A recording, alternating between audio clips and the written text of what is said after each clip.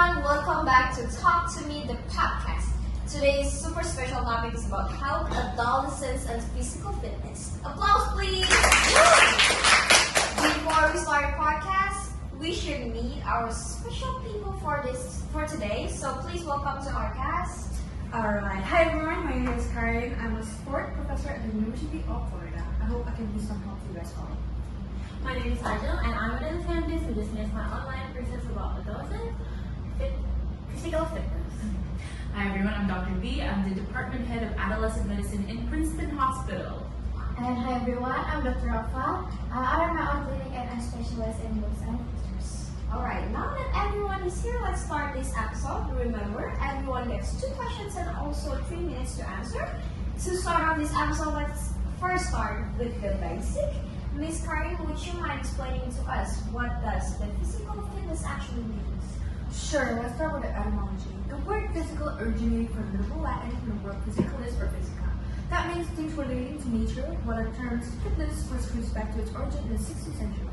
It started as denoting the quality of an object being suitable for a particular purpose. So it's even used for saying that an object is well fitness because it was useful.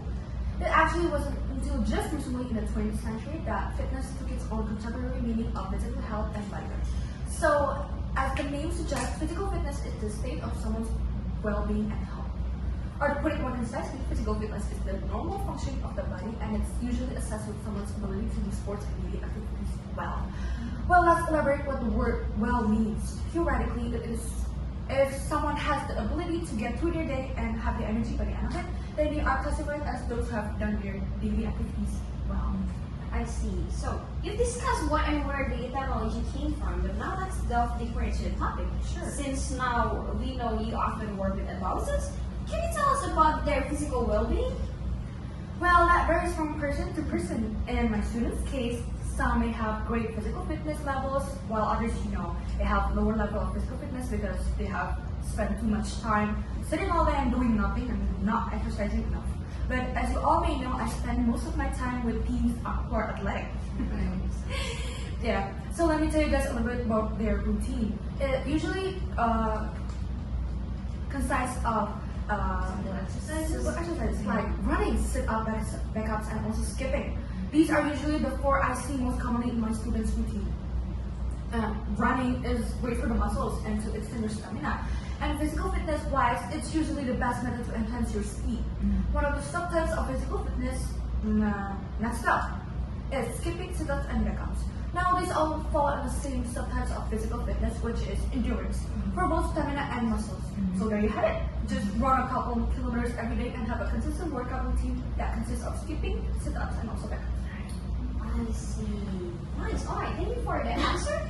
Hear that, audience at home? Make sure that you and your kids have a fitness routine to keep up with your physical fitness. Next up is about these adolescents nowadays. I wonder exactly how healthy they are. Miss Ajeng, we have the floor. So, for all the data that I gathered, what can I tell you is that the majority of adolescents I sampled did very well on the test. There were 2 tests that I gave. So, the first one, I asked them to jump rope, sit up, and big up, as much as they can do for 1 minute, with a 10-second interval between them. As for the second, I asked them to run for 400 meters, and then I count how much time it took them to run for the 400 meters. Yeah. For the both tests, have scoring system from 0 to 100. The score I give them were through objective criteria, so the rest areas the scoring system is in scale. The criteria are aligned with the World Health Organization standard in adolescents. Okay, so the test mean our average score was 98 for the 100. That's so amazing. So from at least the 35 sample, the score amazingly for the world. They did so good in this. I can say that the adolescents nowadays have outstanding physical fitness. Oh wow, almost a perfect score. That is outstanding. Okay, so can you tell us a little bit more about the highest score was and also the average running speed? Or maybe even the average number of skipping, sit-ups, back-ups, and everything? Oh yeah, well sure. The shortest running time we scored for the 400 meter was 1 minute and 49 seconds. Now, while we're at it, why don't I tell you guys about what is the median and what is it? Sure. Okay, let me explain to you what the median and what it is. So the median is the middle score. From all the data we get it, we short them from the lowest to the highest score, and then we calculate the exact middle score. Well, on the other hand, the modus are the most frequent score that will appear, and the result of the test. The highest score in skipping was 56, and for the sit-up it was 31, and for the wake-up it was 47. The mean for skipping was 48, as for the modus score at 50. As for the sit-up, the median and modus was 35, and finally for the wake-up, the median was 41, and as for the modus was 45. So overall, I can say asserting that my sample of adolescents has very excellent physical. Wow. Now that's what I call a detailed explanation. I'm glad to know that adolescents nowadays have a very great physical fitness. Thank you for sharing them with us, Ms. Ajeng. And now next up to the doctors on hip and spine flexors in regards of sit-ups. What do you think, doctors? Can you explain the relationship between sit-ups and also the flexors for adolescents? Well, adolescents spend too much of their time lazing around these days. Teachers and parents alike know that they spend too much time sitting rather than being active. Too much sitting can cause your hip flexors to become weak. And let me explain a little bit on hip flexors. Hip flexors are an important part of your body that extends from the top of your legs to a part of your spine. And its most important role is to help and assist your body in pulling upwards. Yes, and you also asked about the spine, didn't you? Yes. And the spine is the most important group of bones because it gives the body freedom to move and to bend your torso flexibly. But more importantly, the spine is the set of bones that are designed to protect the very vulnerable spinal cord. The spinal cord is a column of nerves that connects the brain with the rest of our body. So if anything ever happens to them, anyone will be paralyzed for the rest of their life, which is why it's important for us to put in more effort in order to keep both our spine and hip flexors in good shape. We wouldn't want to be hurt any of that. I definitely don't want to be paralyzed. So I guess we better to keep both in shape. So okay, what does sit-ups really do for this part of our body? So from most of the medical journals I've read, many specialists and doctors are believe that sit-ups are one of the best workouts to prevent hip flexor from becoming rigid. And before anything, let me explain a bit more about this. So according to the study approved by the National Institute of Health by itself, sit-ups are abdominal endurance training. The muscle trained by these sit-ups are predominantly, yes, and these are important for adolescents. Yes, sit-ups are, they dominantly train the abdominal part of your body, which means it strengthens all of the core muscles that adolescents need in their growing stage. To put it simply, sit-ups is the best workout to tighten the stomach muscles. It also eases flexing in the hips because sit-ups are connected to the hips. Oh, sweet. Never knew if that sit-ups could do so much for our body. I should do more of them. Well, thank you, Dr. Rafa, for informing us about the sit-ups. It's nice to know that they strengthen our body, especially for the muscle down there. And I actually want to know more about adolescents, especially about their habits. Maybe, Dr. B, maybe you can tell me more about this? Sure, yeah, of course. Like most people in the world, adolescents and children below the age of 18, they tend to stand. That's just facts. According to the World Health Organization, an average teenager would spend around 10 to 10.4 hours of their day sitting, and around 6 of them are spent in school. On the other hand, though, time spent standing or doing something not relating to sitting is nearly a little over 3 hours, while the rest is spent sleeping. So now, what would you think might happen if you sit for too long? I don't know. Oh, no, I sit around a lot. I'm getting Problem. scared. Yeah, well, I don't mean to scare you, but the truth is, I personally have seen an abundance of cases where teenagers complain about soreness. This is usually caused by their flexors who become tightened up, right? Some would also complain that their hips have become too rigid. In my experience, this is usually caused because their hip flexors has already started showing signs of deterioration. And yes, but let me add that you don't have to worry about this as long as you have the normal collagen levels. Right. It only unages you if there is any genetic history of low collagen levels. For example, your grandparents have low collagen levels, then you might have to worry. Even though it is quite rare, I also have seen enough of them that they are still worth mentioning. Grandparents. So flexors just get weaker when you get older. What about the spine? What causes it to become weak?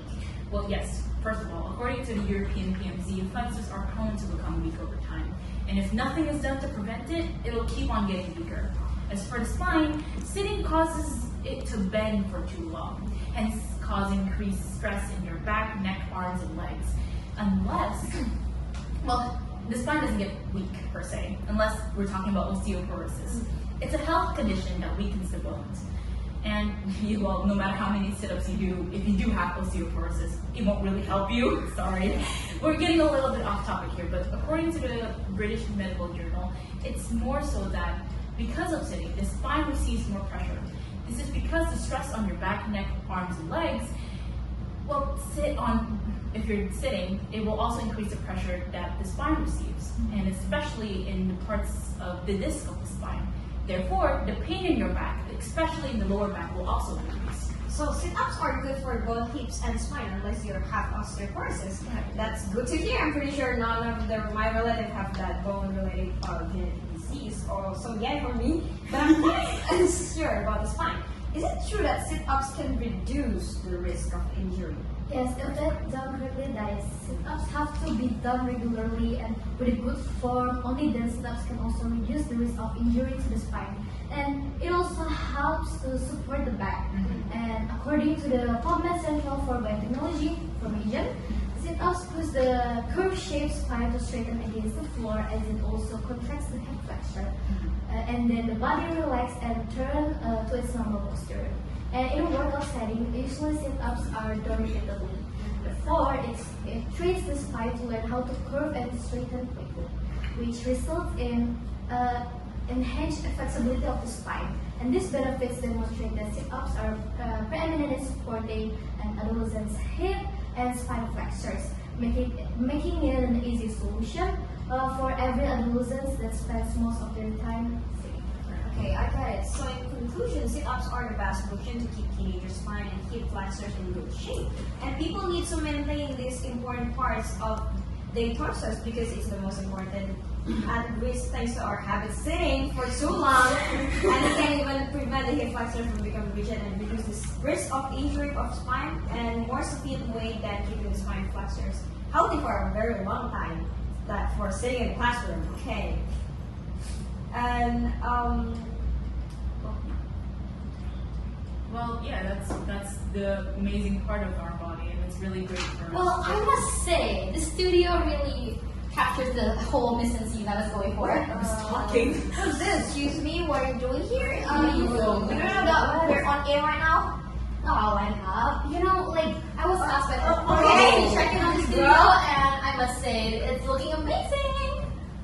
Well, not now. Like I said, we're on air. Well, it seems like you need some explanations on why I'm here. So let me introduce myself. I am Olivia. I am the studio man. I'm here to check up on like the mission scene, or to put it on simple terms, the setup on stage. Yes, Olivia, or better known as someone who should have been here for like 20 minutes before we started. You know. Maybe the boss just wants me to be on camera or something like that. So let me explain why I'm here. I'm here for the entirety of the visual aesthetics of the set. It's really important for me to check up on these, you know. Like, you always, you should know that how we appear on camera can base a specific message to the viewers. And if we don't look good on camera, we won't be able to show that we're trying to show them. So the boss wants me to make sure that the message of sterilization, academics, liveliness, and everything else is being communicated well to our beloved viewers, or rather, in this case, I have to do to check up on the set in the studio. So I check out the lighting, the camera, the set, the props, and the costume for everyone. Yes. I know. But why not? We're on air. Well, how am I supposed to know? I just got called and I got asked to come here and give the set a little bit of tweaks and something like that. You know, it's like really important, right? The set design is used to amplify you and our guests' characters, emotions, and to set the mood. So the props and the location we're using has to be just right. I was also asked to fix the lighting when I got the time. And since there's not a lot going on visually for the viewers at home, we need simple lighting that can emphasize on everyone. Wow, okay, talking nonsense now. Don't you get it? This is crucial. Next up is the space where the studio is, so nothing much can be done about it, but the staff already shipped the camera a little bit here, so you all wouldn't look like you guys are just floating in little space. The composition of the entire thing is also very, very important. Every object in the room contributes to that. Composition itself and all about the mastery of balance and symmetry for the distribution of placement and object light, colors, and figures in shot. Stop. Even though it's called balance, composition also often use intentional misalignments. So not everything has to play the same role in the camera. Some have more important roles, like our guests here, so in the scene they'll take up more space than the decorations because we want to emphasize their importance in the scene. And finally, the costumes. It really sets the mood as well, But as you already know, you guys are really properly dressed. You guys are looking really great. So I can't really critique on that. So everything should be just right. I think my time here is done, guys. Thank you for having me on the camera. Now you're saving. You just ruined everything. No, I'm not. Excuse me. Patience. What did she do? Oh my god. I have patience.